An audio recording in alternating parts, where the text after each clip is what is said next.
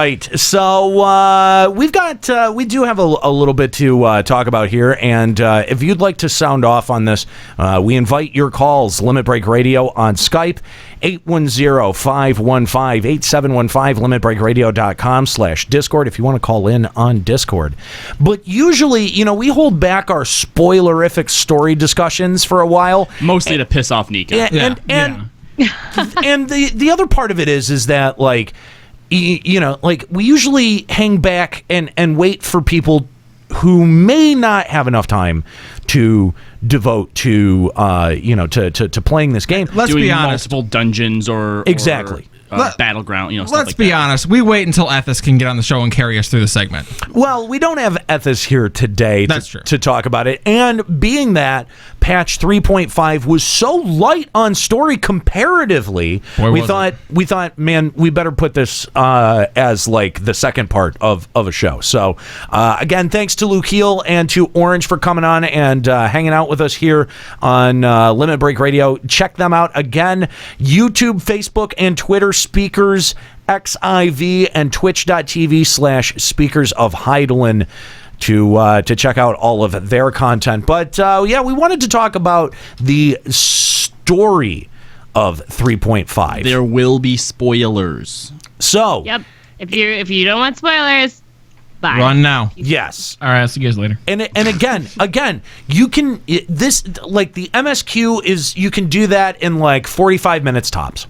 Yeah, it's really fast. I mean, Depending it is on your queue time. so quick. Zervin, you can do 30 minutes.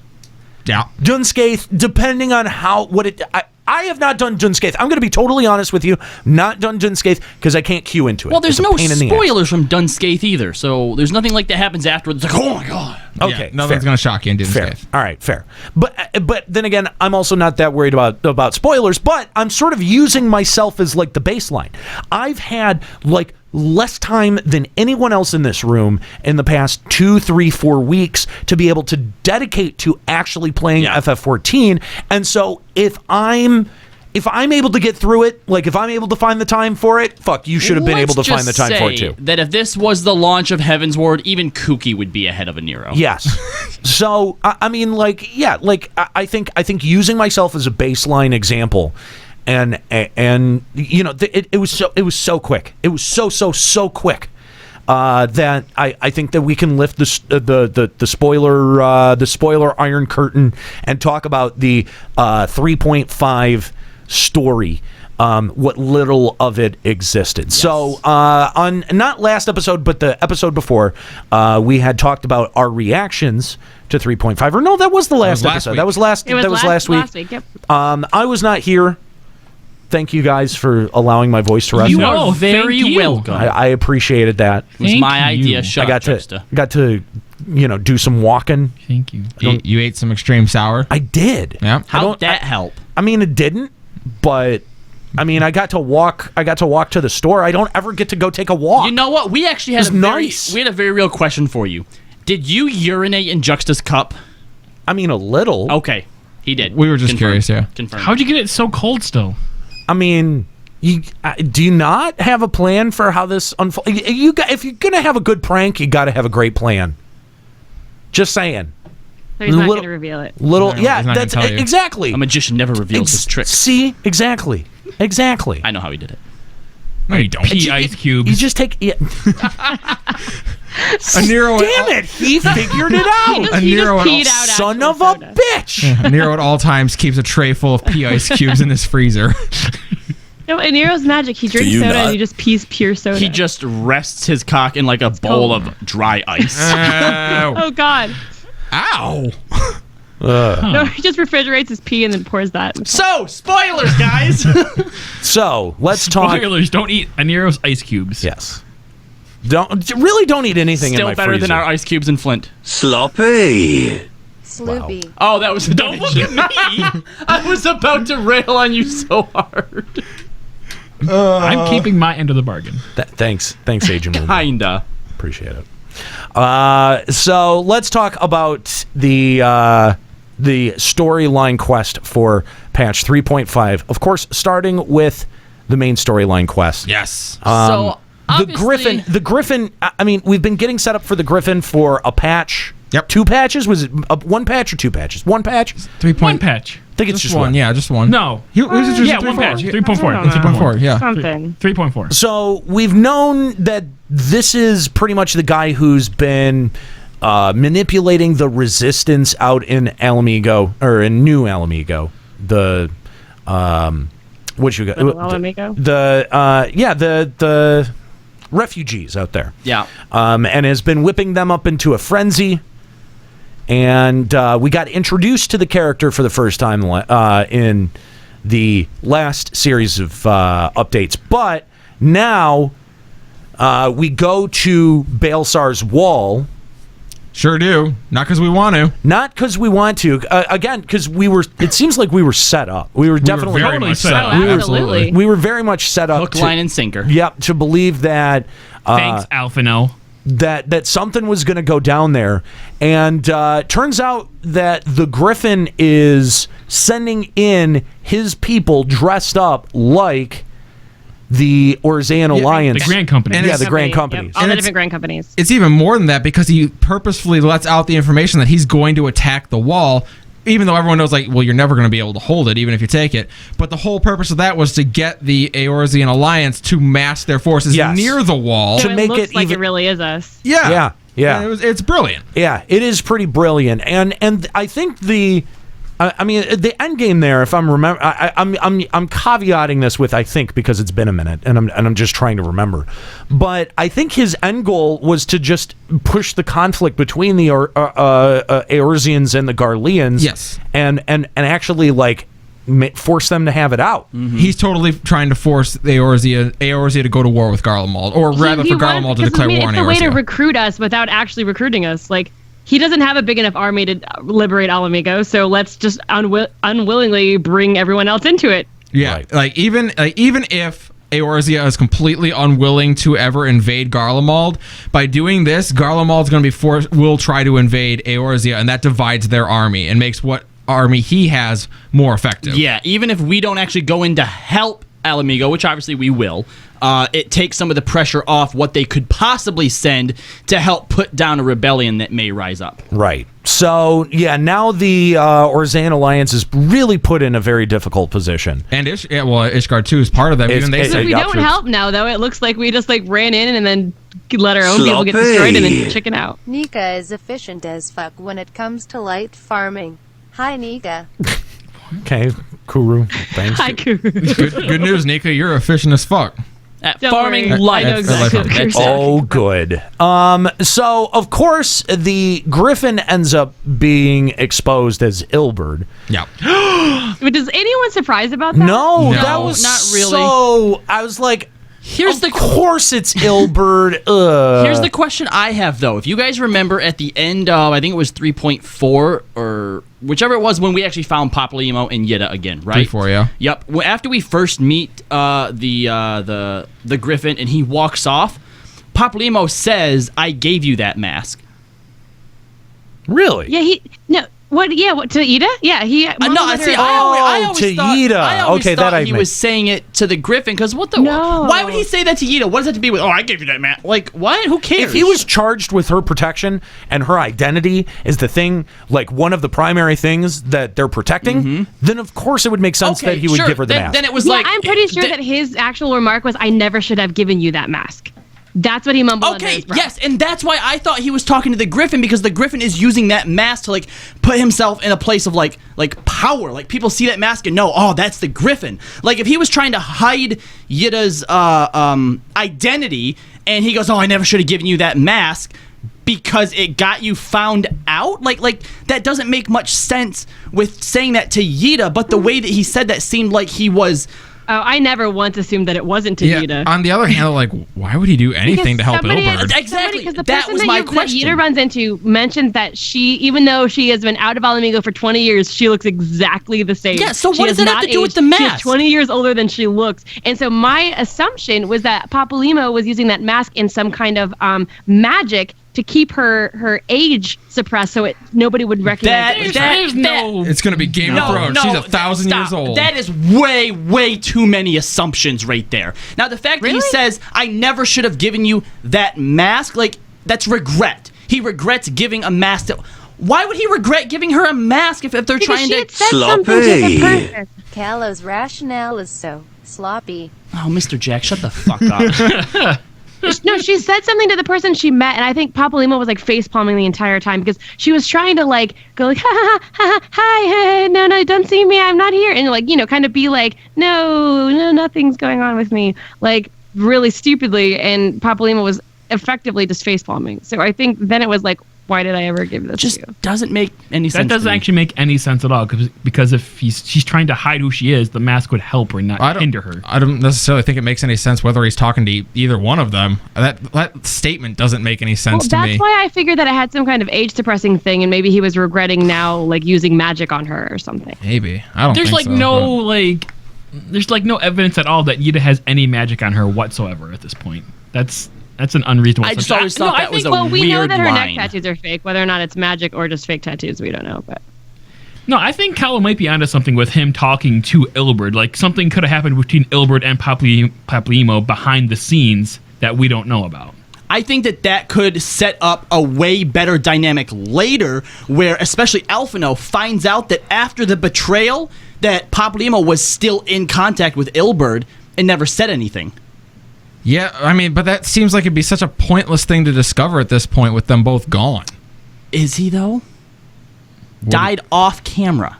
Oh, come No, on. oh, come on. And, No, Ilbert's definitely. Yeah, I guess no. the same way that Louisoix's death was off camera. I mean, it was almost the exact same fucking thing.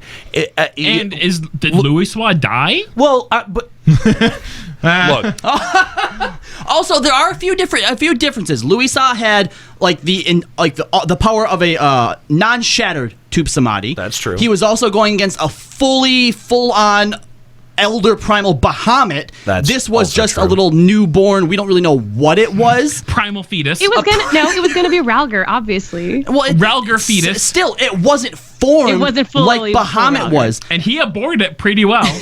Now, I'm not necessarily saying that like Papalymo is just okay, right? But he's not necessarily dead. And if they were going to like the way that they did this, if they were finally going to be like, all right, guys, we'll give you a real Scion death. The way they did it was extremely hang on. poor. Well, but okay, Louisoix gets turned into the Primal Phoenix. Okay, so the next time we see a spell like that used is in the culmination of the 2.5 storyline when blonde bitch, I can't remember her name. She's been dead for so long. Moonbreeder. Minfilia. Minfilia? Oh, Minfilia. When Minfilia, Blonde bitch. yes. When Minfilia had used the teleportation or whatever spell she ended up using, she ended up becoming attached to Hydaelyn, or her essence ended up becoming attached to did we actually see Hydaelyn. her use a spell? I thought she No, just we ran. didn't. I thought she Minfilia just ran runs off. screen, and we don't know what happened. Yeah, to she her. doesn't use a spell. Oh, I We thought never see a we spell. got a scene with her smiling. Which character did? No. We see No. Y'shtola and Thancred. They use the teleport spell Yep, and get Yida and put into the Papalymo, Yida Aether. used a really huge like black mage. Not Yida. Papalymo and Yida like combined their stuff and did a big huge spell. But Someone there had was a nothing from thematic Minfilia. smile that That was Yida. was it. Because her mask was shattered. You could Her see her mask eye. chipped. You could see one of her eyeballs. Yeah. I always assumed, and No, I I think thought the fade to white with the smile that we got from Papalymo in this, I thought was repeated at least one other time, but I could be wrong. I on was that. actually really disappointed that Minfilia, like, she gets like a link pearl call and she's like, "Oh, Hydaelyn calls me, bye," and she just runs off Yeah. screen, and you're like, You got nothing "Oh, from okay, Minfilia. Sure, Okay. let's Yeah, she go." bought all right. Felicia's. All right. Felicia's. I don't know. I feel like that was such a letdown. Like, if that's really just his final death, that was just such a letdown. Like, Wait, out of okay, all the what are we talking times about that now? were like Papalymo. Papalymo's death, out of all the Okay, times okay, that were okay, like no, that no. should have been better, they could have done that so much, blah, blah, blah, blah, blah, that death was just such a letdown. No way. Okay, this is what's gonna happen. Is that obviously like this was supposed to mirror Louisoix. Like Louisoix was the teacher, Papalymo was the pupil. He did like the same exact thing to capture the primal. We now have Ralger or some semblance of Ralger trapped in a new Dalamud. What's gonna happen is we're gonna now use the prayers of the people to summon Papalymo back as a summon, and some bullshit's gonna happen. Or we're gonna have to fight Papalymo. Here's like Mika. if that was actually It's gonna Papalymo's mirror end, Louisoix. We had to fight Phoenix, which was Louisoix. We're going to have to fight Papalymo. All right. All I know is that Papalymo is coming back. There's no way that after that he's done. Yeah, main characters are immune to explosions. But I don't not think even he's that. alive. I think he's going to be the same thing as Louis. Not even that. You never kill a main character off screen and then don't bring them back. It was the same thing for Minfilia. She ran off screen and vanished. She died, I guess, sure, 'cause she's part of Hydaelyn now or whatever. But point is, she died off screen and they did something else with her. You know who they didn't do anything else with? Moonbreeda. Because we saw that bitch die. And then buried her. Did we? But I hope not. yeah. You sure she's not just in Urianger's closet? In the top of the correct dolls. My biggest issue, like, if he's actually dead, I think my biggest problem with that would be that, like, his 2.55 death was way better. Like, that was way more, like, those two, like, making their final stand and dying and perishing after their move, that was a way better final moment than this was. See, I don't know. I actually got really emotional to this one. Think about when Louisoix dies or whatever. When it happens in that cutscene, like you think that he's about to be trapped, and then it, like, explodes and like blinding white light, he's gone, right? Papalymo actually finished the summoning. Like you can see like the big like prison out there, Yeah, right? Actually, yeah. Clamped So down. there's so many differences. He has an incomplete Tup Samadhi. He has a primal fetus that he's trying to trap, and he actually Hashtag traps it, whereas Louisoix had the spell backfire on him. He was doing it against Bahamut, and he used the full power of Tup Samadhi. I don't think that we are done seeing Papalymo. Now, I'm not saying that he's alive like, you know, you and I, where he's just normally, oh yeah, guys, don't worry, I was unscathed. He definitely did not get out of that, but Papalymo is coming back. Unfortunately, I probably agree. If we see him again, I'm okay in this sense, though. This makes sense for him to come back. It did not make sense for the Sultana to come back. right? But I think he's going to come back in a way that he's never going to be able to return to the Scions. And Yeah. Probably not. Well, Yeah, yeah. I agree he's with either that. going to be dead or he's going to have to use his magic into some other form or something in order to actually stop. Or Rhalgr he has from some type forming. of time limit on him. Like Or there's honestly, something. Someone in the chat suggested he might become tempered by Rhalgr too, which that I'm would be cool actually because we've never expecting seen that this happen to- to a Scion. I'm actually expecting this to backfire because if Rhalgr is the gods of the monks and all of that, and we're going into Alamigo, like who's to say this isn't going to backfire and lead us into Stormblood? Oh no, it definitely is gonna backfire. Yeah, I don't. Yeah, there's like So that. there's no way we can just go out and destroy this new Dalamud and just be like, oh, that's it, done, the end. Yeah, that prison orb isn't just going to continue sitting there because either like eventually the Garleans are going to come take that wall back and be like, "Hey, what's that?" and probably screw around with it. Yes. So or think about it. So he comes back, whether he's tempered or he's some weird aborted primal abomination, and then we also somehow learn that he was working with Ilberd in some way. That's gonna fuck with Alphinaud because Papalymo was. It says in the new title that Louisoix's finest student. He was one of like his most trusted scions, one of the most trusted that's what the new title advisors, is? and if he was skulking around with the enemy behind his back, then that's going to mess with how he trusts other people as well. Especially after Urianger. Yes, so after the Urianger thing, and even if Papalymo doesn't come back, right? If he was skulking around with Ilberd and we find that out through a tertiary source, that's something that's going to mess with... what's his name? Alphinaud. That's going to mess with Alphinaud's head. I gotta say, these Scions are really bad at being honest with each other. Although, to be fair, like, I guess Papalymo wasn't really there for a good bit of that. Him and Ida were gone for the bulk of that story arc, but nevertheless, like, the Scions, I think they could solve an awful lot of problems. They just, like, tell each other what's up. Does seem that Are way. we part of the worst club ever, maybe? Xanther, they changed it. The original title was Papalymo's Final Witness, but it was a mistake in translation. It was super spoilery. So they changed it to, what was it, The Finest Pupil's Ally or something? Yeah, the Finest Pupil's Ally. Which is still a terrible title. So really bad. What did Well, you guys? I wonder though, but looking at the original title, I feel like if you break that down, like the Final Witness, just on itself, the Final Witness was the title for beating T13, was the title for beating Bahamut, and I feel like that Papalymo's Final Witness to me kind of proves he's not coming back, or at least He's not not coming as back he is. As he is, yes. I think he'll come back in a different way. Because, like, Papalymo's Final Witness, that'd be pretty definitive. I don't know. I'm still waiting for that Haurchefant Ixion fight. Yeah, Nico. Well, that's going to be Where's great. that? I liked that theory. I really did too. It was a great theory. It's not happening, guys. No. It would have had to happen during Heaven's Word. Yeah. One thing that I did think was interesting in this is Ida is, like, she seemed done to me when this ended. She I mean, I know she's just really talking out of her right now, but she seemed really done with the Scions at the end of this. Oh, done with the... Oh, okay. Maybe that's why she didn't have the tattoo. She's so upset and she's so finished, she gets it removed. She's greater the tattoo style. has nothing to do with the Scions, though. No, I just, did anyone else kind of get that, Yeah, she was just she's frustrated. Yeah, she's frustrated. But this seemed to me like she is gonna go off and leave the Scions for at least for a bit, or go do something. Well, yeah, because I think that she's gonna go join the Resistance. That could be one of the things that she was pushes. only part of the Scions because Papalymo was, and he was protecting her. And so obviously he helped to put those fake tattoos on her neck to be like, yeah, she's a super scholar from Charlayan, guys. So she was just there, and I can feel like that without Papalymo, especially because none of us allowed her. Like, who was it that literally just picked her up? Thancred. Somebody picked her up, put her on the ship, and literally did not let her go. When you were doing Papalymo, did you guys try to stay with him, or did you run back to the ship? I tried to stay. Everyone. Yeah, and if you stay, Not me, I Papalymo left. actually flies you and forces you back on the ship. Yeah, he force pushes you back onto I can see why Ida would be so sad that nobody was allowed to stay and help him, and she probably feels like we all let Papalymo down. And so that could be one of the reasons that pushes us towards Ala Mhigo. Because again, from a military standpoint, even if the leaders of the Eorzean Alliance wanted to help Ala Mhigo, you have to think about your country first. And if Garlemald starts to launch some type of offensive against one of the nations, like some of us were theorizing they might, you're not going to be like, all right, well, Limsa is being attacked, but let's go save Ala Mhigo anyway. Right. One of the things that could push us towards there is if Yida thinks, you know what? No, I have to go help my homeland. They're the only family I have left is there.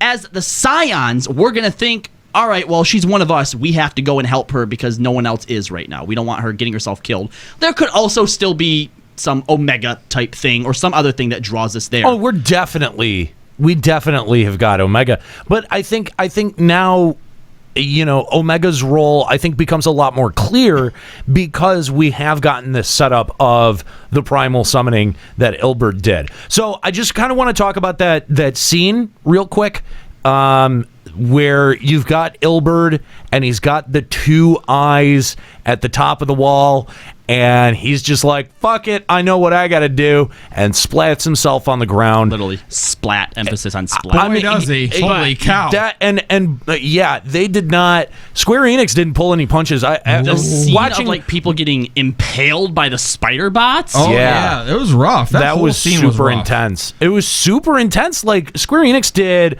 a really nice job in the presentation of this. I feel like none of the punches were pulled. I think that,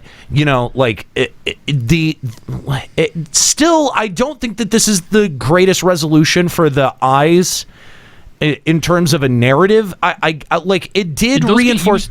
Did those get used up in that? Yes. I think they did, yeah. He used the energy from them and the energy of all, because basically, the reason this bothers me so much because Ilberd's such an asshole that he actually killed his own people so that they would be cursing the Empire, and he used that hatred in their final breaths to summon the primal. Right. Ilberd turned out to be a really good villain. So he used all of that hatred along with the energy, because we didn't have, usually primals are used to summon by crystals. Mm-hmm. So he used the energy from Nidhogg's eyes and the hatred of the people cursing the Empire, when really it was his own. Right. He used them. He used them as basically a big ethereal battery. Yep. And so basically, you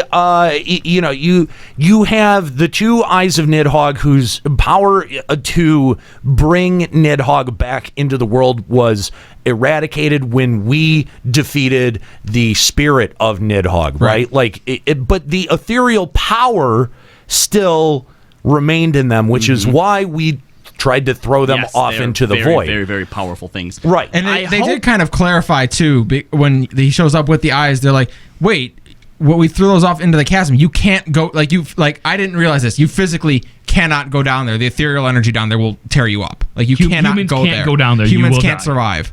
So that's why, Ascians went and got it. That's a retcon. That's exactly. a retcon. I knew it, because I'm like, I've never heard that before anywhere. That's a fucking retcon, and everyone knows it. Thank God. Because Square Enix themselves went back and played that part, and they were like, oh yeah, that does read as really fucking stupid. Maybe we shouldn't have thrown those off the side of the bridge. Yeah, I get where they were trying to go. It was supposed to seem like a panicked decision, but there was no moment of reflection afterwards where you were like, hang on, fuck, did we just do the right thing? Like, yeah, like even if you're just like, hey, maybe we should go get those and put them somewhere else. yeah. Someone want to like climb down and get those? That whatever we see come out of that prison somehow in the design has some aspect of the eyes or Nidhogg on it.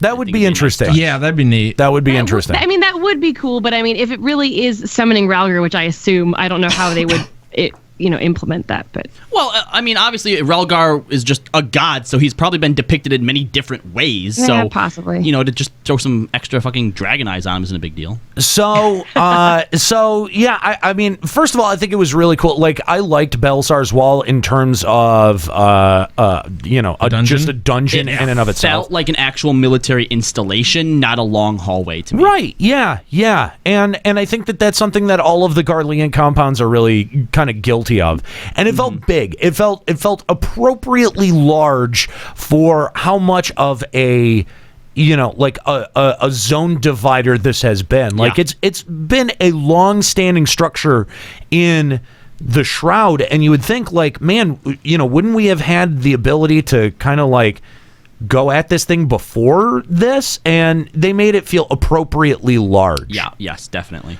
So one of the other things that I wanted to talk about was, who do you guys think is in the primal egg that Ilberd is summoning? We've heard Ralgar thrown around. I don't know who else it would be. I mean, I think Ralgar's a pretty good guess based on the lore. It's brothers. Yeah, I mean, it has to be someone like, who would the people of Ala Mhigo look to for vengeance against Garlemald? Who else is it but Ralgar? I think that Ralgar's probably the best guess, but does it also have to be like a single deity? Ralgar's one of the 12, isn't he? Yes. Okay, so wait a minute. I kind of thought he was a little too lofty. I kind of think like, how would we be able to get rid of one of the 12 had they been then we'd suddenly lose that part of the calendar too? Like, because what here's the fuck? thing. I don't You're understand. not actually summoning the thing. Remember, you're summoning a primal of him, which is people's thoughts and wishes and prayers. Like, we know the Bahamut we fought wasn't the actual real Bahamut. Then I think the people's envisioning of Ralgar. Then does that then take us down the path of fighting all of the 12? Possible. I don't think it's going to be Ralgar. I think because it was the Griffin, it was Ilberd that initiated this whole thing. I think he's just turned himself into a weird, bastardized version of a primal. But you can say that, but Louis Swab became Phoenix, and it looked like Phoenix. It didn't look like a bastardized Louis Swab. No, that's fine. No, I understand that. And in most cases, whenever a primal's been summoned, it's because those summoning them all had a unified vision of what they were summoning, right? Yeah. All the beastmen want their deity their god, to come. yeah. Or you even want to go with Gilgamesh. He wanted his friend Enkidu back, right? Right. But because it was Ilberd was the one with the eyes, he was like the final sacrifice. He had all that power in his hand. I think that he knew that he was going to come back as something. That's almost like Iceheart. Maybe, but kind of. Actually, hang on. That's not that dissimilar to even Nail.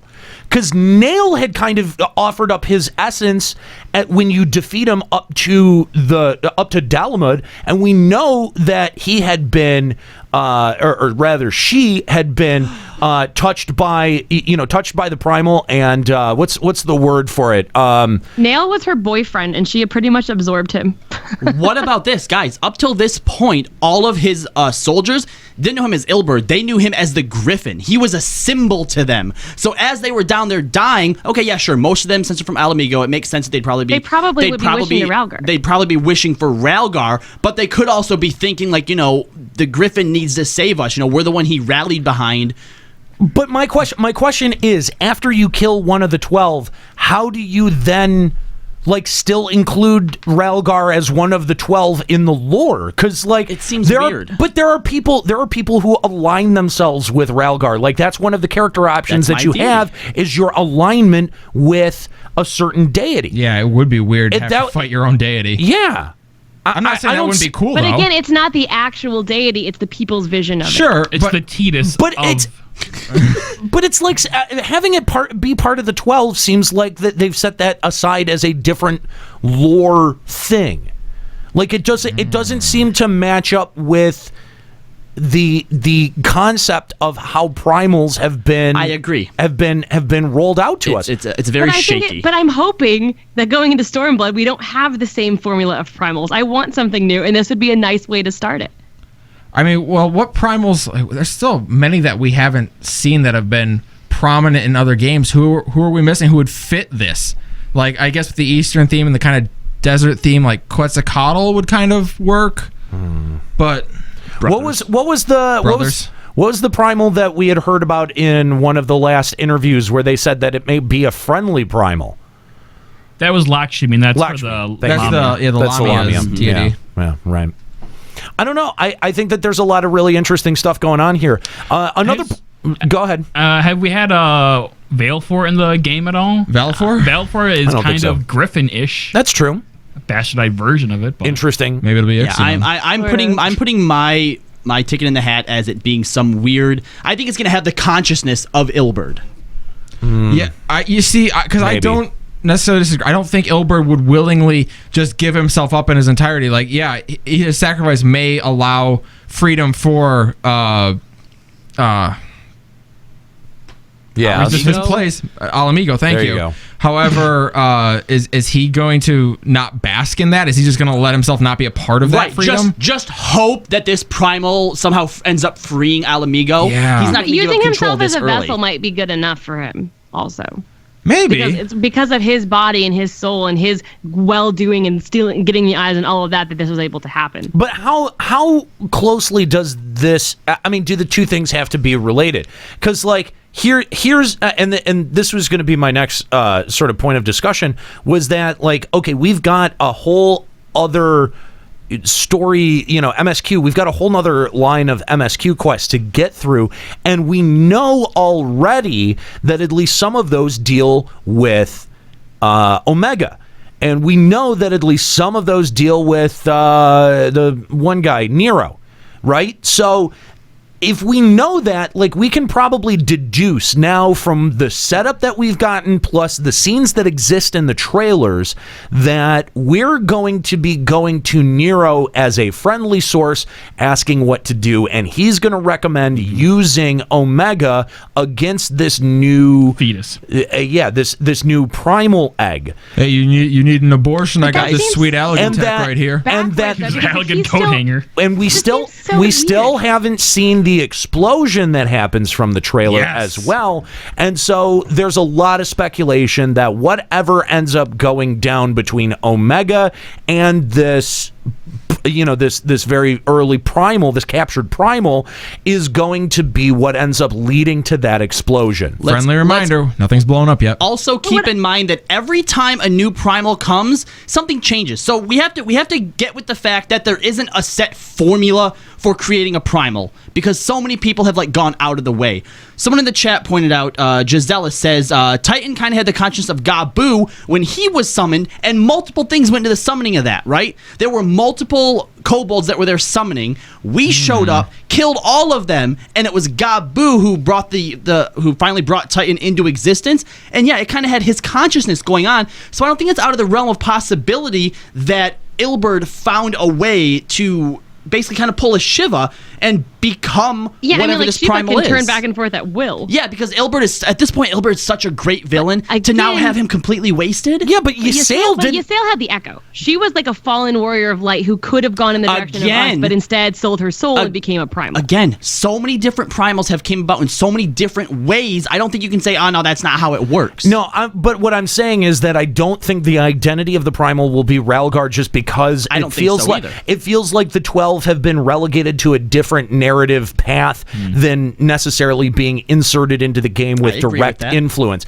Like the 12 plays such a little role in the world overall. Like what, we've got a couple of stones that are marked with with the deity's sign, and then there's like a couple of other like lore instances where we see those signs presented, but that's it. Those are the only things, and I don't see that. I don't see them making the 12 at this point a way bigger narrative guys, who is focus. Belias, because the chat is lighting up about Belias. Yeah, Belias is one of the other primals that's mentioned in the Summoner storyline, and that's one of I think one of the NPCs summons an essence of like an Eggy for Belias. Gisela is also pointing out that the Sahagin priest and Thordan, they didn't have the echo, but they were able to. He says because Ilberd dealt with Elidibus, I can see him getting the echo out of the Sahagin priest and Thordan. That did happen for both of them. They both were able to transform basically into a primal. So just because they didn't have the echo, used themselves as a vessel, they didn't get the echo. Okay, so is it so out of the realm that maybe Ilberd knew that by doing this and having those eyes, those aether batteries, as we call them. Maybe that's the difference. Maybe that's kind of the critical difference that having the echo gives you. Like, you don't have to die to become a part of the primal. It gives you, since you have that ability to exist somewhat out of time and out of body, whatever the echo is, that allows you to embody a primal, whereas just regular everyday mortal folks that are not blessed by Hydaelyn would actually have to sacrifice something to give of themselves to be able to provide that extra spark. Mark my words, we have not seen the last of Ilberd. That's my Juxtadomus prediction. But I'm going back to the Ralgar thing. The way that I understand what you're saying, that the 12 are kind of their own thing. But when I think about it, all of the primals, for the most part, summoned so far have been because of Beastmen, and that was the deity that they worshipped. We look at Thordan, and I mean, he obviously worshipped the king. And when we look at Ala Mhigo, these are human people, and who do the human people worship? They worship these gods. So the primals, as we have been fighting them so far, have been the Beastmen's gods, but now we're going to the realm of primals being summoned by humans. Here's the difference. The humans and Ala Mhigo, they worship Ralgar, and I feel like if they're going to summon their deity, it's going to be Ralgar. Look, I'm just saying, from a narrative perspective, it doesn't make sense to have a religion whose god you can summon and kill.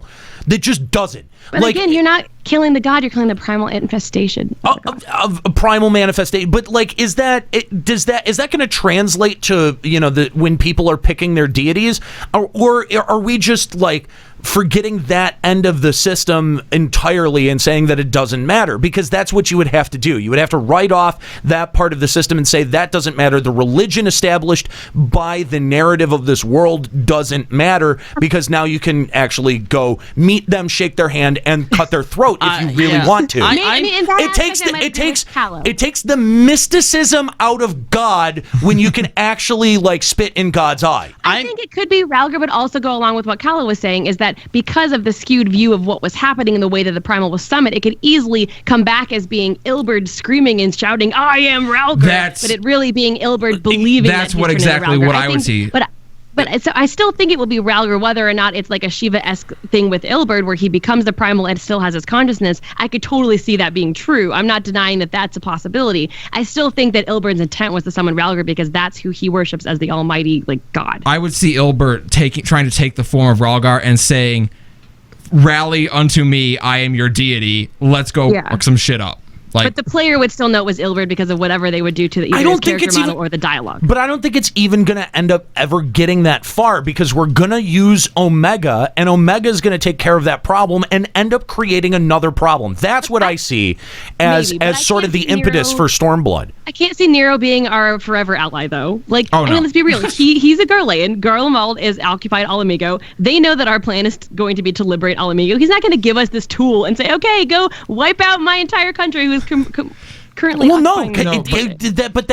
that's not what is happening here. What is happening now is, yes, the Garleans have sort of been set up to think that the Eorzean Alliance was the one who pulled the trigger on Baelsar's Wall.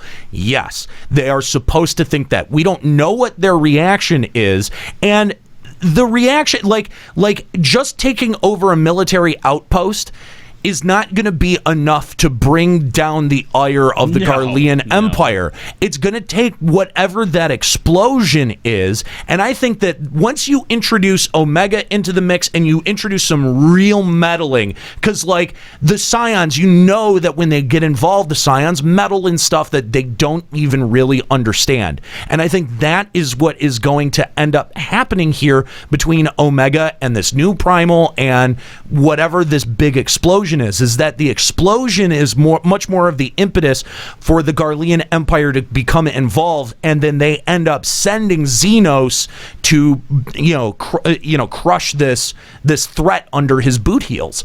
And I think that is a much better setup for a violent, extended conflict between the Eorzean Alliance and the Garlean Empire. Which is because what we're right now there isn't just that good impetus. There's been, the setup's there, but there's got to be something bigger, and I think it's going to escalate. I think it's going to be that explosion. Yep. And so I wonder how much this primal is even going to end up playing a role in the story moving forward, other than to serve as the literal ticking time bomb that's sitting over the Eastern Shroud. Or if it's going to be transitioned out of the main story to just being Omega's. A raid of some sort. It could be. Yeah, it could be. Thing. Yeah. Because, we do know that they're going to end up attaching the raid to the MSQ a little bit more heavily. And so, yeah, I could see that. This is a setup at the same time for both of those pieces of story. So, yeah, that makes a strange amount of sense to me. So before we move into getting reactions on the Zervan fight and the Zervan story, let's go to our phone lines. And by the way, if you'd like to call Limit Break Radio on Skype, 810-515-8715, limitbreakradio.com/Discord if you want to call in on Discord, just like Fate and Darius did of the Genova server. What's going on, Fate? Welcome to the show. Oh, thank you for allowing me to talk on your show and have an amazing, great cast you got there. Just 100%. Thank you. We appreciate it. We appreciate you holding on so long. We didn't mean to leave you on hold for that long, but it took us a while to get through this MSQ portion of the discussion. Nika wouldn't shut up. What do you want to talk about today, Fate? Well, my main amount of joy that I've gotten over the recent update had nothing to do. The main story is very important, but game mechanics can sometimes bring more players into the fold. And oh my God, cross server. Oh man, I've been able to get almost every bird at this point within the last 2 weeks. Nice. And let me tell you something. You get the best of the best from all the servers joining together on one fight. It's so good. It's very good. That's pretty legit. Now, I've got to say that this is a much applauded feature. Now, there's been no shortage of criticism too, and again, you'll always get that comparison to WoW. A lot of people comparing it to WoW's cross-server feature and finding it a lot more clunky than Blizzard's implementation of it, but still a very positive addition and something that, again, has been very applauded by the community. Not something that I've had the ability to check out. Kahlo, I know that you have. What do you guys think of the cross-server Party Finder? I haven't used it to join any other parties yet. Basically, my use of it has just been to get people, from our chat or people that we know from other servers to come and party along with us. There's nothing wrong with it. It works for what it is. The only downside that we saw to it was that there's no way to put anybody on any type of contacts list, which is weird considering that it has a list of the 50 last people that you were with. But all you can do is blacklist them. That's weird. That is really dumb. So if you find one person that you're good friends with or they really worked well with you and you want to find them again, you have zero way of doing that. Yeah. I was on Wednesday night, and just when you go into the party finder, almost nowadays, no matter what you want to do, you can find a group doing it. That's what's been nice. It's not just and no one's doing this fight. Okay. That is pretty impressive to see 30 some odd people. Yeah, or 30 some odd parties that are, all searching for stuff. Given time. I got up at 9 o'clock this morning and there was 17 parties. That's pretty cool. Yeah. That's pretty damn cool. Really nice and a nice change to the game. Yeah, I definitely think that's been a nice change, but I'd like to see them add more cross-server stuff. Someone had just said in the chat that, cross-server link shells would be awesome. Like you guys were saying, cross-server friends lists would be really clutch. I think that those additions really kind of need to be in place. moving forward. And really, but this is definitely a good start. Yeah, really, friends list is the big one. You need to have that. Yeah, absolutely. Fate, thanks for the call. We appreciate it. We always appreciate your calls here to Limit Break Radio. All right, so before we go here, let's just talk about the Zervan fight here for just a second. I'm not going to get into Dunscape, not just because I haven't done it yet, but there's not a ton to talk about, apparently, according to you guys. No. You defeat Diabolos. Surprise! You win. You won the thing. Oh, wait, they used the Null Stone. He's gone. Any sense of whether or not you would like Dunscape available as a housing ward or not? Well, they better clean it up. I mean, that falling would be apart kind when we were cool. there. For as nice I didn't as even think of that. As nice as it looked in the preview of it, Yeah, when you're actually there, it's falling apart. I don't think there's anything in the actual narrative that suggests that it's going to happen. No, it would have been cool though. All right, let's talk about this Zervan fight, and then we'll get the heck out of here. Zervan, this you have an unlikely team up with the Garleans. Good old Regula. And which I totally thought was going to be a double cross. It wasn't. It wasn't, surprisingly, but in the fight with some of these acolytes of Zervan, Regula, as Zervan is being woken up, Regula takes a huge shot from Zervan right to the chest. To save Ukulele. Yes. Who is useless, by the way. Absolutely. He sucks. 100% useless. And he's just a kid. And Regula dies. Kid for straight up. And like kids, he sucks. Regula straight up dead. Boy, does he. That's when I realized it wasn't a double cross. To save Ukulele, which makes no sense. I can see Kalos sitting there like, this is a double cross. This is dumb. He's about to stab us in the back. Oh, maybe not. Were you guys surprised that that they killed Regula that quickly? Absolutely. Sure was. Absolutely. Didn't see that coming. Because he still seems like a fresh character. I agree. I would have loved to see the more of Warring him. Triad, how would they then tie him into the story without forcing you to do the Warring Triad quest? I mean, you got a good point there, but I mean, like, I liked him as a character. I thought he was interesting. I liked his design. His armor design was fantastic. Now, so I was a little bit bummed to see him go. But to be fair, you talk about respecting a bold decision from SE every now and then. You know what? He talks to you. He makes you feel like a piece of shit. He very clearly comes out as the one who's like, I'm the one trying to like do the right thing here. Yeah. And then he gives his life for you, and you're like, wow. It helps to reinforce this idea that, remember, Garlemald isn't quote unquote evil. Right. Sure, there are enemies, but they still have their own agenda to make what they believe is going to be a better place for the world. Yeah, they're not trying to, like, they're not the Joker. They're not trying to watch the world burn. Right. They're trying to make the world better in what they view as better. Mm-hmm. Now, that's not necessarily true of the Ascians. No. And, of course, we got to find out who Ukulele's master is, and he was brought over by Elidibus. Now, Ukulele, the actual character himself, was a chosen warrior of light from his own world that never met his potential. Right. Because he was too young. Basically, the world fell to the void before he was old enough to learn how to use his powers and control his echo and all that kind of stuff. Right. Which we do. Yes, we do learn that. Yeah, indeed, it was the world that we now call the void, and all of the voidkin that come from there were once people, basically.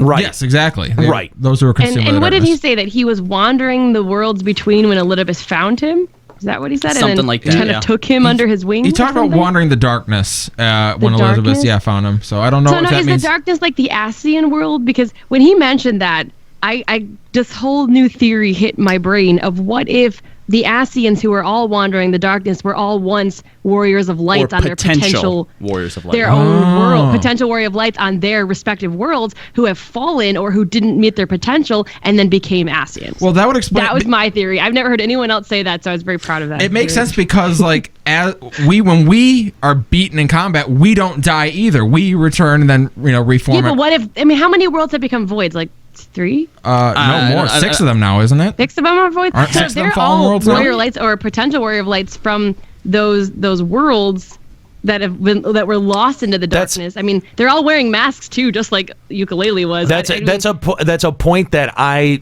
am not clear on. I don't think that's been made clear enough to me to be able to say that for certain. The only thing that I feel like goes against that, Nika, is we've been told by Hydaelyn that it is the Ascians' goal to basically return things to the way they were before the worlds were created, to just return before everything. The split. Yeah, return everything to nothingness. The rejoining. Right, the rejoining. Yeah. So if they were once warriors of light, what then made each one of them decide, like, oh, this is what we should do? Because they all have that same goal in mind, even if some of them want to go about it a different way, such as Elidibus. Actually, that could be, though, because if your world has fallen to the void and you know it can't come back, then maybe they're looking at the rejoining. Maybe that's the only way I can save my world. Yeah, maybe they're thinking that if they put it back to the way that it was, that things could reset or things could become better for the future or something. Because I don't think the Ascians are all and out like evil like we originally thought they were. They have a goal that they believe is right,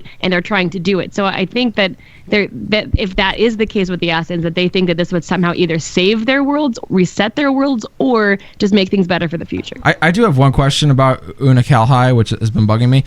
Why was he wearing the mask? We don't know him. No one knows him. He's not from our world. No one's going to recognize him. He does mention when he puts it back on that he feels more comfortable with the mask, so it could have something to do with the fact that his master, Elidibus, was an Ascian. They all wore masks, so it could have just been something that he did. Seems weird. So weak. Yeah. But I also feel like if he can get off the world, the Warriors of Darkness get off their world, it is possible that someone else escaped from his world as well, and maybe he just didn't want to risk being recognized. I don't know. Because of the shame behind being a Warrior of Light that couldn't fulfill his duty. Look, Fuzro Dacian says he's just fucking shy. And okay, fine. No, I mean... But that's also why the Ascians wear masks. Like, we're not going to recognize them probably either, right? I mean, maybe, they but just do. Like, at the same time, though, like, you're right. Like, there's no way to recognize that character. I think, like, putting him in the mask, putting him in the white robe, everyone, when they first saw the character, went, you know, and as soon as they, like, he referred to having a master, everyone went, Elidibus, and, like, they were fucking right. And, like, that's kind of disappointing. I think the fact that it was exactly what we thought it was is, like, super... That's, like, really disappointing to me. How come Azaz Law is still floating? I'm so confused. You know? Why is that place still flying?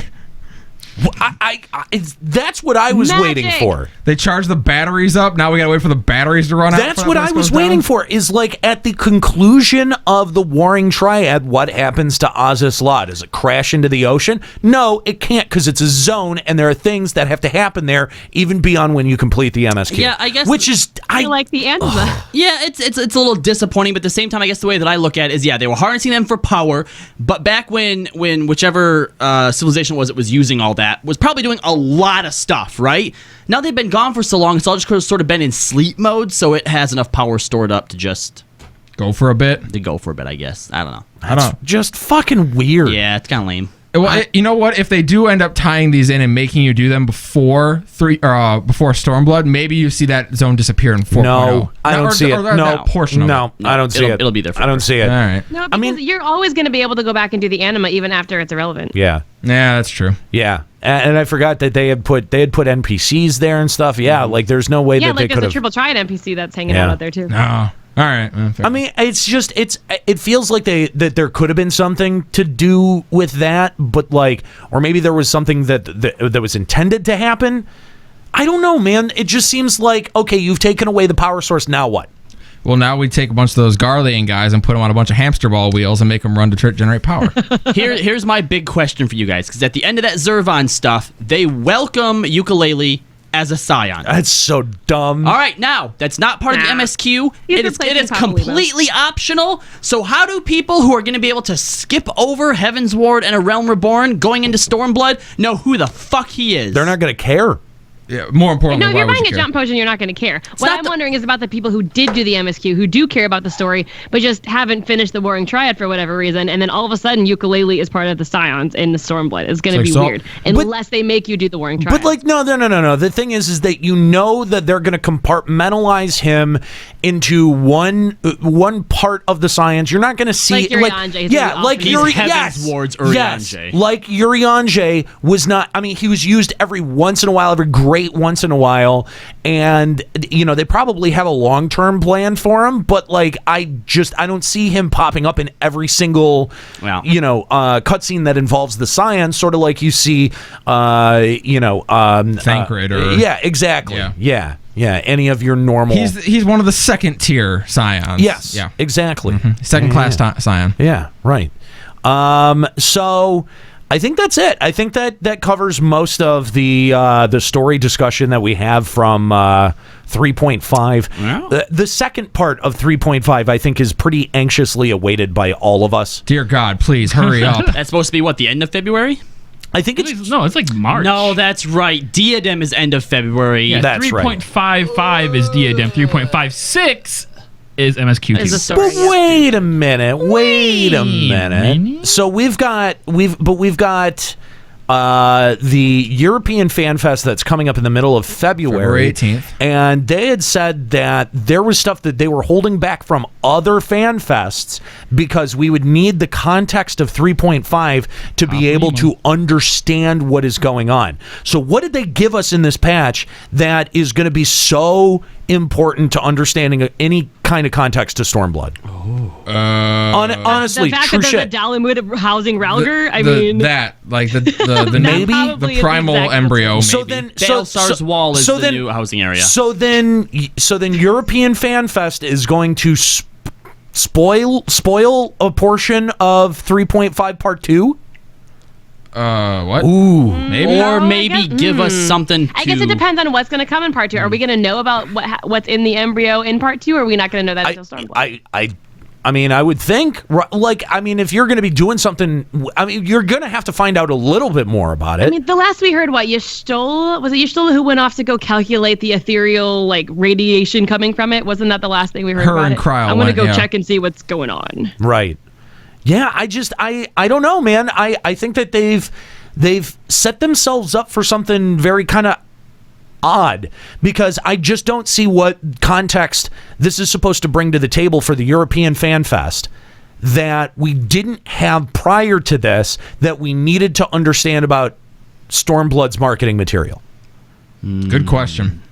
I don't know, but that's kind of bothering me. In the back of my head, I'm going either they're going to spoil something for the MSQ coming up, or we're going to get another kind of disappointing fan fest where we don't really understand what the expansion is going to be about. I mean, or 3.56 is not going to be what we think it is. I think the lack of Paplimo is going to be the big thing they couldn't reveal. I bet they hint at what the primal is. That could be. I don't think they'll tell us. Because they said that they had another half of that Stormblood trailer that they couldn't show us. Right, it was only a small portion of it, wasn't it? I mean, look, the Griffin and an Ilberd, yes, that I can understand. Okay, that's a pretty big revelation that you would hold back. That's literally the only piece of information that I could see them addressing in a Stormblood, the full, think of okay, we only got a portion of the Stormblood trailer. They said that the full-length Stormblood trailer revealed too much about what would happen in 3.5 to be able to show us during the North American and Japanese fan fest. It's got to be the death. I think we're going to see Paplimo in some type of way that makes us think, what the fuck? How did he end up like that? Or with the crystal in the aether. Usually the expansion trailers thus far have not been directly relevant to the story, ever had anyone relating to the story really outside of the Warrior of Light, or I suppose Louiswa. But thinking about what we've seen so far, we've seen the Warrior of Light and we've seen the Chicken Red. I mean, the only way I could see it going that direction is that we're actually going to see all of the primals in Ala Mhigo, or not the primals, all of the Scions in Ala Mhigo, or we're going to see Ida in some way, shape, or form in the trailer, but then not see Paplimo. But that's what I'm saying, though. We don't even know that lady in red is even Ida, and nothing that we've been given. I think it's her sister. Nothing that we've been given in terms of the MSQ during this run of MSQs would give us any indication who that woman is. Right, and that was one of the things. The trailer might either confirm or deny it, or show Ida. But that was one of the things that we were told. about 3.5 is that we might get to meet that woman in red, or we might get to figure something out about her, and we don't. So like, what is the payoff? Like, what were they holding back from North American and Japanese fan fests that they're gonna show us at the European Fan Fest that they couldn't show us before? Because there's almost literally nothing in this line of storyline quests that does that we can fathom anyhow. Yeah, there's nothing. You either need the additional context of the second round of storyline missions, or they're just not. They're going to go, sorry, we can't show it to you. Oh, I think that it's got to be something with Paplimo, because had we seen a trailer with Paplimo in it when this dropped, we'd have been like, oh, we know he's not dead. We know it because he's in the trailer. Or I feel like it could actually show Ida as we know Ida. Like, if that woman in red is not Ida, it could show her, and it could show her mad and raging because of Paplimo, and she storms in and does something stupid in the trailer. If we didn't know Paplimo was dead, why would Ida be upset and crying? It would spoil something. I hope in the trailer she punches Thancred square in the nose. A lot of really good questions, guys, but that's going to do it here for Limit Break Radio today. I want to thank you guys for joining us live